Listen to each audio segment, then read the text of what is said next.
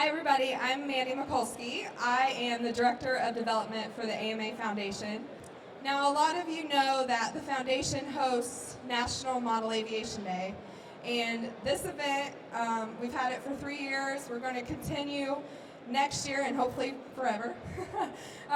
But really it's my favorite part of my job. I love getting all the clubs involved, and we have an event at headquarters as well.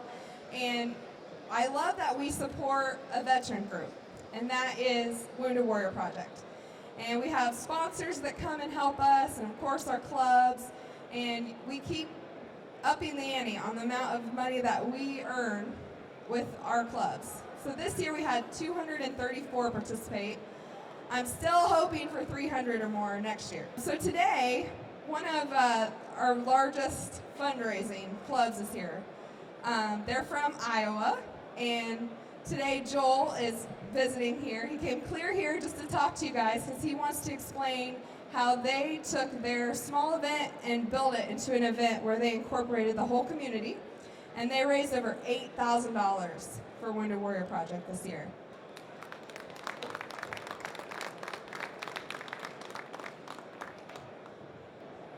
Good afternoon. My name is Joel Wilson. I belong to the Ottumwa Radio Control Flyers for about the last 25 years. And as I look back at it, it might be my longest relationship I've ever been in. Our story starts about 4 years ago. I was at home watching CNN, and Anderson Cooper did a report on vets coming home and not being able to cope with daily life, and there was an epidemic brewing that it was estimated that one soldier would kill themselves a day by suicide. And that was a pretty bad story, and I watched it, and that story stayed with me for several days. And I had expressed to Don Wasson, a good friend of mine from the Ottumwa Radio Control Flyers, that somebody needs to do something about this. And we thought, well, maybe we could have a fun fly, raise a little bit of money, and realized that that probably wouldn't gain a lot. So the idea came up to have a National Day of Flying, to get all the AMA members together as one. And then in gathering all the membership as one, we could be something. We could be very powerful in helping this effort out. So Don and I wrote a letter to the AMA, to the president of the AMA, and within minutes after sending that email, we were responded from Dave that yes, we should do this as membership. We should have a National Day of Flying, and that I should contact Tim Jessica. I contacted Tim via phone and found out within seconds that Tim Jessica is a red-blood American and supported the troops as much as I did. That he would take up this fight to the Executive Council and get it passed. Tim, can you stand up? Because of your efforts, sir, in numbers, we have absolutely done something. We've made some changes. We've earned a lot of money. And because of your efforts, I appreciate it.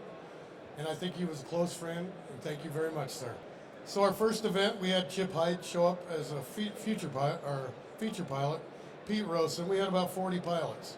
The first year it was talked about that we should honor a vet.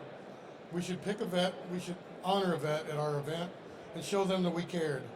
Well, Don Wasson had been working with a disabled vet who's in a wheelchair, and his hands, due to battle in Afghanistan, couldn't work anymore, so he couldn't work on his model.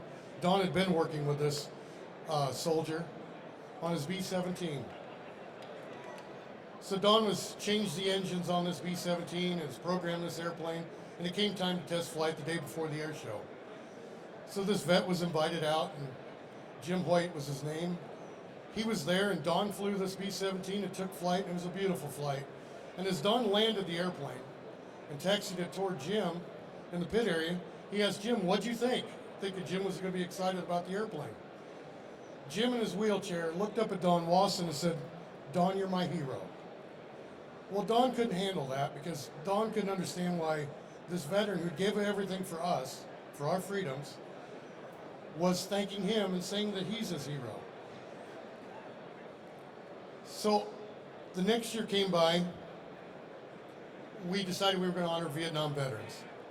So I'd contacted a friend of mine, Senator Children, and he was to present a plaque to a distinguished Vietnam veteran in behalf of all veterans of that conflict. So as our Vietnam vet received this trophy in behalf of all Vietnam vets, we walked out of that area and we walked over to the picnic table, and I was talking to him and congratulating him for the plaque. And he read the plaque and he started to shake, and he put the plaque back down. He picked it up again, and I'm observing this, and he put his arm on my shoulder and he says, "I've waited 30 years for somebody to say welcome home and thank you." So that was some powerful, powerful stuff that has been taking place at our field with this. So back to Jim Hoyt, our first VIP from the first air show. Our veteran that's in a wheelchair, can't use his hands, but likes RC airplanes. When he told Don that you're my hero, he really wasn't meaning, Don, you're my hero for flying my B-17. He meant that there's a group called the AMA. And all across the United States on that sacred day, 186 other air shows were taking place because of what Tim has done here, honoring vets. And that's what he meant, you're our hero, because they realize that we're making money, and there's a group of RC pilots out there that are showing the men and women of the armed forces as a group of RC pilots that honor the job they do and have done. So this takes us back to this is our last air show. This is the last one we did last year. The city leaders in our community have paid attention for the last 2 years prior and felt that they needed to get involved with us. They want to do stuff on and off the airfield. So the business leaders, led by Randy Bowling of Bowling RV, decided he would like to have Commander Leopold do a speaking engagement for the community, and then also be an ambassador to our air show. So as that night came, that event center holds 700 people. We had 658 people show up for that. First to take stage was Mary Chiruzzo. She's a mother, and she's also a spokesman for the Wounded Warriors. And she's just the mother of a Marine soldier and very proud, but she got the phone call that none of us would ever want to get, that her son had been wounded almost fatally in Afghanistan. She goes on to tell her story in several ways, and it's very emotional. At one point, she's talking about her son in this picture, and it's a video of her son, and I witnessed 658 people in that audience cry with her. It was very powerful stuff. She explained how where the VA dropped off, the Wounded Warrior Project had picked up, and it actually made a difference in her life, and it helped her. And at that point, we all got what we're doing this for. You know, we'd actually helped her change her life and help her son and help her. After she was done, Senator Chelgren took stage, and he talked about being a little boy in Pearl Harbor, walking with his grandfather, and his grandfather had fought in Pearl Harbor, and shared that day on that perspective what his grandfather had showed him, and it was very nice.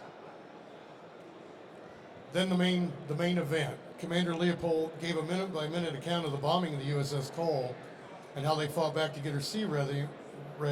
We all learned so much of the story that we'd never been told, and when we left that building that day, we all left more of America. The next morning, the air show, we had the air show, and all the pilots showed up all over to help us do this event. Mary and the commander also showed up at the field to give a brief speech.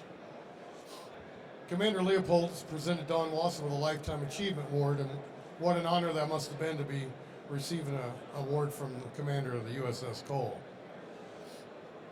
So as the day went on, the air show started around 1 o'clock, and it lasted for 3 hours, and we had several planes fly at this event. A lot of participation.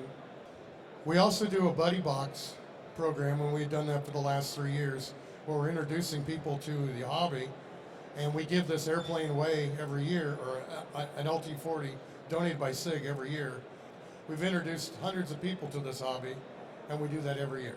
And then we give an airplane away. So that's been a very successful portion of our event. So all day long as the flying happened, and we had all kinds of airplanes flying and a lot of participation, including this youngster, 4 years old, flying an extra 260, which I thought was awesome. Now this here, Dino was our premier pilot, and I was standing next to him as he was flying this jet, and I thought, he's flying this jet like it owes him money, and then it dawned on me, that's my jet. He had nothing invested, so.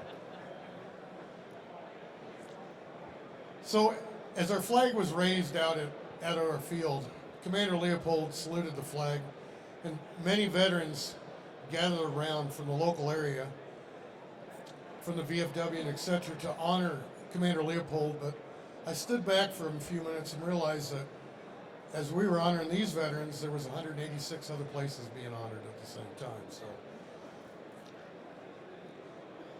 So as Commander Leopold finished the day up there and had to catch his flight back to DC, he wanted to shake the hand of every single pilot and every participant to our air show. And his armed detail thought that was a bad idea. He explained to them if they were out there earning money for the Wounded Warriors, that he was going to shake the hand of every pilot. And Commander Leopold walked up and down that flight line, shook every hand of every volunteer and every pilot, and thanked them for what they were doing for the Wounded Warriors. What a class act he was. So as the day ended and dinner was served, I found myself one of the last pilots left out there, just Dino and I trying to get the last flight of the day. As the sunset set and the flaps on my Cessna 195 were deployed, this memorable National Day of Flying came to a close. And as I come to a close, I would like to say God bless the AMA members and staff and their families and the Wounded Warrior Project. God bless it. God bless our men and women of the armed forces, and God bless America.